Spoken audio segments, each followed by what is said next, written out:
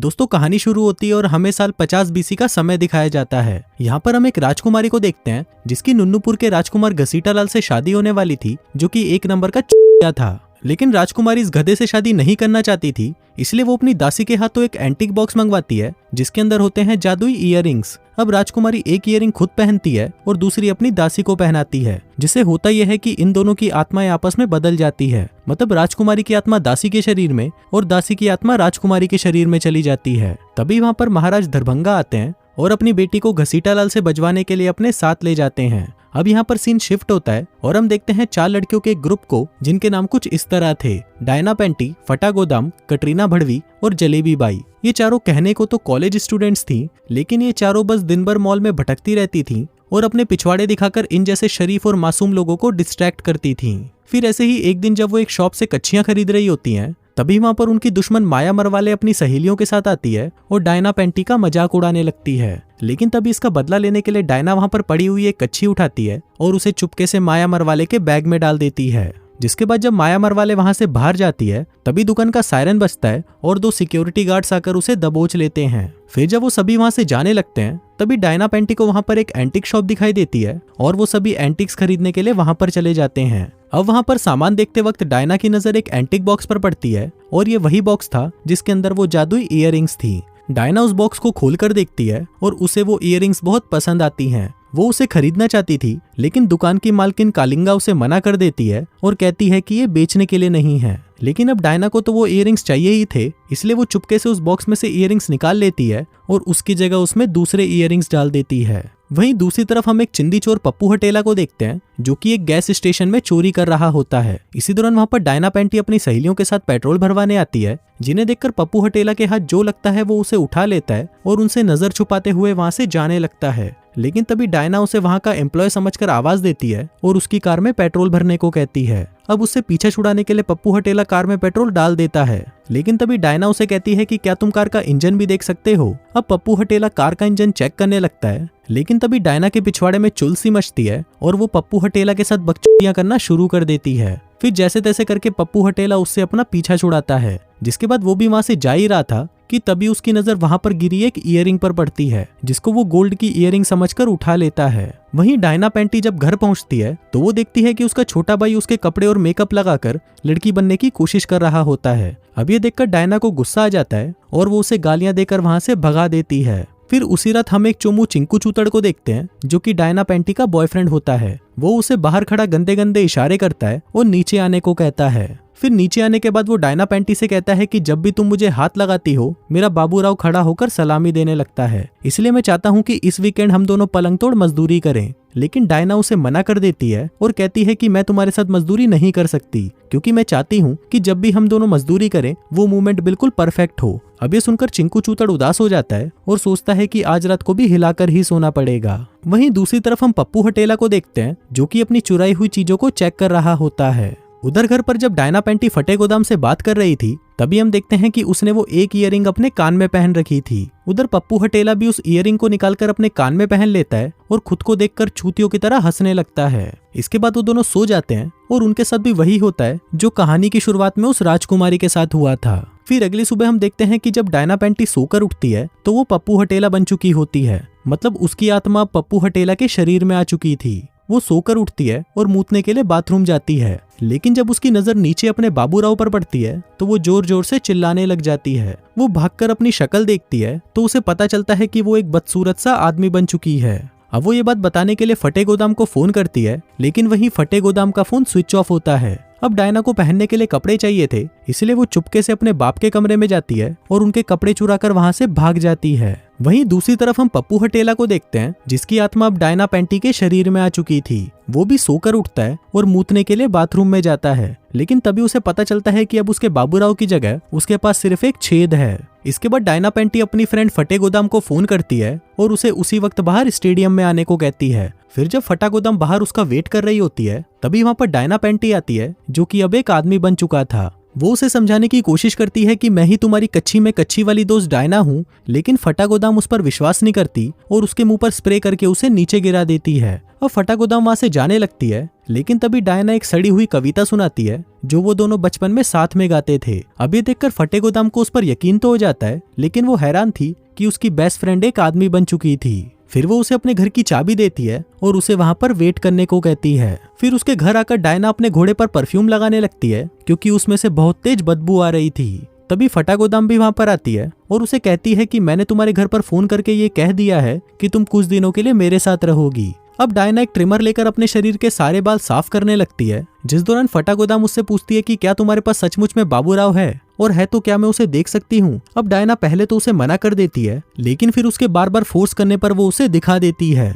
अब उसका घोड़ा इतना बड़ा था कि उसे देखते ही फटे गोदाम के मुंह में पानी आ जाता है। वो कहती है कि मैंने ज्यादा घोड़े तो नहीं देखे, लेकिन ये टॉप 5 में तो जरूर होगा। डायना उससे पूछती है कि तुमने कितने घोड़े देख रखे हैं, जिस पर फटा गोदाम कहती है 5, जिनमें से एक मेरे छोटे भाई का भी था। जिसके बाद वो दोनों मस्ती करने लग जाते हैं, लेकिन वहीं नीचे उसकी मॉम उसकी आवाजें सुन लेती है और अपने हस्बैंड से कहती है कि फटा गोदाम उस आदमी के साथ जरूर मजदूरी कर रही है। लेकिन हम देखते हैं कि इस बात से उसके बाप को कोई फर्क नहीं पड़ता। फिर उसी रात डायना अपने बॉयफ्रेंड को फोन करती है और उसे कहती है कि मैं तुम्हारे साथ दबा दबा कर मजदूरी करना चाहती हूँ। लेकिन फोन पर एक आदमी की आवाज सुनकर उसके बॉयफ्रेंड की फटकर 464 हो जाती है और वो फोन काट देता है। फिर अगले दिन डायना और फटा गोदाम अपनी बाकी की सहेलियों से मिलने जाती हैं, जहाँ पर वो उन्हें भी बता देते हैं कि डायना पेंटी अब एक आदमी बन चुकी है। जिसके बाद क्या था, डायना को उन्हें भी अपना बाबूराव दिखाना पड़ता है। इसके बाद वो सभी मस्ती करने लग जाते हैं, लेकिन इसी दौरान डायना को कुछ ज्यादा ही जोश चढ़ जाता है और वो सभी को मारकर चित्त कर देती है। फिर अगली सुबह जब डायना सोकर उठती है तो हम देखते हैं कि फटा गोदाम उसे घूर घूर कर देख रही होती है, जैसे कि वो उसके साथ मजदूरी करना चाहती हो। फिर डायना पेंटी अपने पेरेंट्स को सब कुछ सच बताने के लिए अपने घर जाती है, लेकिन तभी उसका बाप उसे एक गार्डनर समझ लेता है और उसे अपने गार्डन के घास काटने का काम दे देता है। फिर काम खत्म होने के बाद उसका बाप उसके पास आता है और उसे अपनी वाइफ के बारे में बताने लगता है। कहता है कि हम दोनों सोते तो एक ही बेड पर हैं, लेकिन ऐसा लगता है कि हम दोनों एक दूसरे से बहुत ही दूर हैं। यहाँ तक कि हमने कई महीनों से मजदूरी भी नहीं की। वहीं काम करते वक्त डायना अपने छोटे भाई को देखती है, जो कि उसके कपड़े पहनकर टोनी कक्कड़ के गानों पर नाच रहा होता है। अब उसको कैसे भी करके अपना शरीर वापस चाहिए था, इसलिए वो सभी मिलकर उसकी एक फ्रेंड के पास जाते हैं, जो कि जादू टूना करने में एक्सपर्ट थी। वो उन्हें बताती है कि डायना के ऊपर किसी ने बहुत ही खतरनाक एंशिएंट जादू कर रखा है और इसी वजह से वो एक आदमी बन चुकी है। अब उन सबको उसकी दुश्मन माया मरवाले पर शक होने लगता है, क्योंकि वो ही एक ऐसी कमीनी थी जो ऐसा घटिया काम कर सकती थी। और इसी का बदला लेने के लिए वो एक क्लब में जाते हैं, जहाँ पर माया मरवाले अपने बॉयफ्रेंड के साथ आई हुई थी। अब ये पता करने के लिए कि वो काम माया मरवाले ने ही किया है, उन्हें उसकी पीठ पर लगा एक टैटू देखना था। अब डायना पेंटी उसके सारे कपड़े फाड़ देती है, लेकिन उसे वो टैटू कहीं दिखाई नहीं देता, जिससे अब ये साफ हो चुका था कि ये काम करने वाला कोई और ही है। इसके बाद डायना को जोर का मूत लग जाता है, तो वो मूतने के लिए बॉयज वॉशरूम में चली जाती है। अब वहाँ पर खड़े होकर मूतने का सिस्टम बना हुआ था और उसे पता नहीं था कि खड़े होकर कैसे मूतना है, इसलिए वो अपनी धार को इधर उधर चलाने लगती है। लेकिन तभी वहाँ पर एक कालिया खड़ा होता है, जो उसे बताता है कि तुम एक चीज पर निशाना लगाओ और वहीं पर अपनी धार चलाओ, और हाँ, होने के बाद अपने पप्पू को 3 बार हिलाना मत भूलना। अब कालिये का ये आइडिया काम कर जाता है और डायना अच्छे से मूत पाती है, जिससे खुश होकर वो कालिये को पप्पी देकर वहाँ से चली जाती है। फिर अगले दिन हम देखते हैं कि डायना पेंटी स्कूल आ जाती है और यहाँ पर झाड़ू लगाने वाले का जॉब ज्वाइन कर लेती है, क्योंकि वो यहाँ पर अपने बॉयफ्रेंड पर नजर रखना चाहती थी कि कहीं वो उसे छोड़कर किसी और के साथ मजदूरी ना कर ले। वहीं दूसरी तरफ हम पप्पू हटेला को देखते हैं, जिसके पीरियड शुरू हो गए थे, तो वो दुकान में जाकर पैड्स खरीद लाता है। उधर स्कूल खत्म होने के बाद घर पर जब डायना अपने बाप के साथ बास्केटबॉल खेल रही होती है, तो उसका भाई उसे देखने लगता है और उसके मूव्स देखकर वो समझ जाता है कि ये उसकी बहन ही है। फिर रात को वो सभी फिर से अपनी जादू टोने वाली फ्रेंड के घर जाते हैं, जहाँ पर वो उनको उन इयररिंग्स के बारे में बताती है, जिसको पहनने के बाद ही उसके साथ ये सब शुरू हुआ था। फिर वो एक इयररिंग लेकर उस एंटीक शॉप वाली कालिंगा के पास जाते हैं और उसे बताते हैं कि उसको पहनने से डायना एक आदमी बन गई थी। फिर कालिंगा उसे बताती है कि ये जादू इयररिंग्स हैं और अगर तुम्हें वापस नॉर्मल होना है तो तुम्हें उस इंसान को ढूंढना होगा जिसके पास दूसरी इयररिंग है, जिसके बाद तुम्हें वो दोनों इयररिंग्स पहननी होगी और फिर तब ही तुम अपनी बॉडी में वापस आ पाओगी। अब डायना उस इयररिंग का पता लगाने के लिए उसके पोस्टर छपवाकर अपने कॉलेज में लगवा देती है, ताकि जिसे भी इसके बारे में पता चले वो आकर उसे बता दे। इसके साथ ही वो अपने बॉयफ्रेंड पर भी नजर रखे हुए थी कि कहीं उसके बॉयफ्रेंड का किसी और के साथ तो अफेयर नहीं चल रहा, पर क्योंकि वो एक आदमी के शरीर में थी तो उसके बॉयफ्रेंड चिंकू चूतड़ को लगता है कि ये कोई छक्का है और उसके पीछे पड़ गया है, इसलिए वो हमेशा उससे दूर भागता है। फिर एक दिन जब डायना अपने रूम में वो ईयरिंग ढूंढ रही होती है तभी वहां पर उसकी मॉम आ जाती है।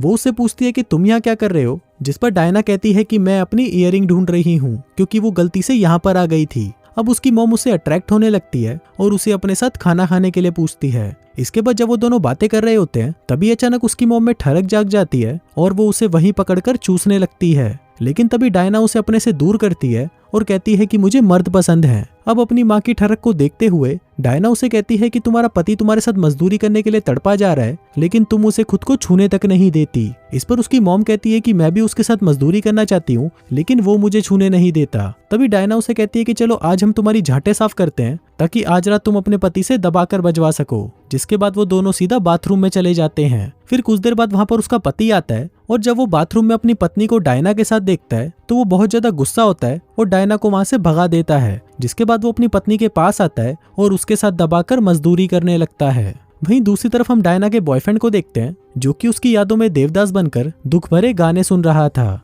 इसी दौरान सड़क पर उसकी नजर डायना पर पड़ती है जो कि अब एक छिनाल बन चुकी थी। उसका बॉयफ्रेंड जल्दी से उसके पास आता है और उसे कहता है कि मैं तुम्हें बहुत मिस कर रहा था। तभी पप्पू हटेला उससे पूछता है कि तुम्हारे पास कितने पैसे हैं। वो कहता है कि होंगे $40। जिसके बाद वो उससे पैसे छीन लेता है और उसकी कार लेकर वहां से भाग जाता है। फिर अगली सुबह जब डायना की एक मोटी फ्रेंड टीवी पर न्यूज देख रही होती है तभी उसमें बताया जाता है कि एक लड़की हुत का लालच देकर आदमियों से पैसे ले लेती है। जिसके बाद वो उन्हें पीट कर वहां से चली जाती है और वो लड़की और कोई नहीं बल्कि पप्पू हटेला ही था। अब ये देखते ही वो जल्दी से फटे गोदाम को फोन करती है और उसे बता देती है कि डायना की बॉडी मिल चुकी है। लेकिन उस टाइम फटा गोदाम घर पर नहीं होती तो उसकी ये बातें उसकी मॉम सुन लेती है। फिर उसी रात स्कूल की एक प्रोम पार्टी होती है जहाँ पर फटा गोदाम डायना के साथ आती है क्योंकि वो अपने बॉयफ्रेंड को जलाना चाहती थी। इसी दौरान वहाँ पर फटे गोदाम का बॉयफ्रेंड आ जाता है जिसको जलाने के लिए डायना फटे गोदाम को चूसने लगती है। अब क्योंकि फटे गोदाम को डायना से प्यार हो चुका था इसलिए वो उससे पूछती है कि क्या आज रात तुम मेरे साथ मजदूरी कर सकती हो।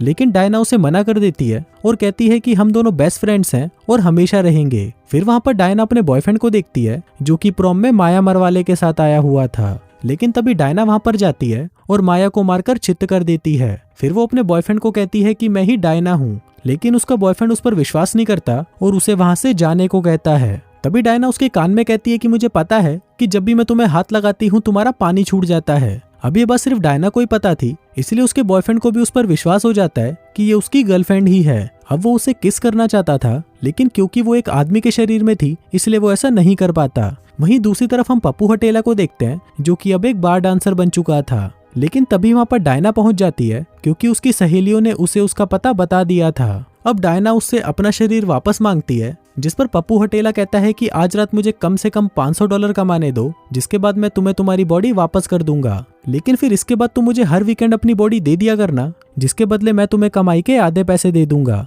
अब ये सुनते ही डायना उसका गला दबाने लगती है और कहती है कि बहन के लोग मुझे मेरी बॉडी अभी वापस कर। लेकिन तभी उनको देखकर उस बार का बाउंसर आ जाता है और डायना को रोक देता है। अब पप्पू हटेला फिर से अपना नंगा नाच करने चला जाता है और डायना निराश होकर अपने दोस्तों के पास वापस आ जाती है। लेकिन तभी हम देखते हैं कि उसने उसके कानों से वो ईयरिंग्स चुरा लिए थे। फिर वो उन दोनों ईयरिंग्स को पहनती है जिससे उसकी आत्मा वापस उसकी बॉडी में आ जाती है और पप्पू हटेला की आत्मा वापस उसकी बॉडी में चली जाती है। तभी यहाँ पर पुलिस भी आ जाती है और पप्पू हटेला को पकड़कर अपने साथ ले जाती है।